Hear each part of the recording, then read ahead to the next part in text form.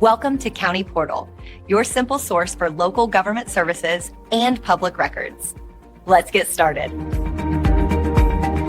You might think every American president has eagerly embraced Thanksgiving, but one of our most famous founding fathers pointedly refused to recognize it as a national holiday.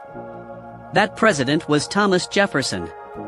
His refusal wasn't because he disliked turkey or family gatherings. It was rooted in a core principle he championed his entire life: the strict separation of church and state. To understand his position, we have to look at what came before him. The tradition of a presidential Thanksgiving proclamation was actually started by George Washington in 1789. He issued a call for a day of public thanksgiving and prayer. John Adams followed his lead.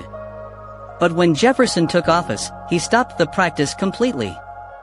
He believed that calling for a national day of prayer was a religious act. In his view, the First Amendment, which prevents the government from establishing a religion, created a wall of separation between church and state. He argued that the federal government had no authority to tell people when or how to be religious. To him, issuing a Thanksgiving proclamation was a dangerous overstep, blurring that critical line. He felt that matters of religion should be left to individuals and their religious organizations, or at most, to state governments, not the President of the United States. This wasn't an anti-Thanksgiving stance, it was an anti-federal involvement stance. Governors in various states continued to declare their own days of Thanksgiving, and Jefferson had no problem with that. After Jefferson, the tradition of presidential proclamations was inconsistent. His friend and successor, James Madison, also initially resisted for the same reasons, but he eventually issued proclamations during the War of 1812 as a way to rally the nation. For decades after, Thanksgiving was celebrated on different days in different states, if at all.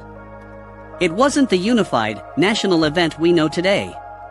That all changed in 1863, in the middle of the Civil War, when President Abraham Lincoln officially made Thanksgiving a national holiday, celebrated on the last Thursday of November. Lincoln's goal was to help heal a divided nation, using the holiday as a moment for collective reflection and unity. So while Jefferson's refusal might seem strange to us now, it came from a deep, constitutional conviction that continues to shape American political debate to this day. Thanks so much for watching. If you learned something new about this piece of American history, please give this video a thumbs up. And for more deep dives into the stories you thought you knew, make sure to hit that subscribe button and turn on notifications so you never miss an update.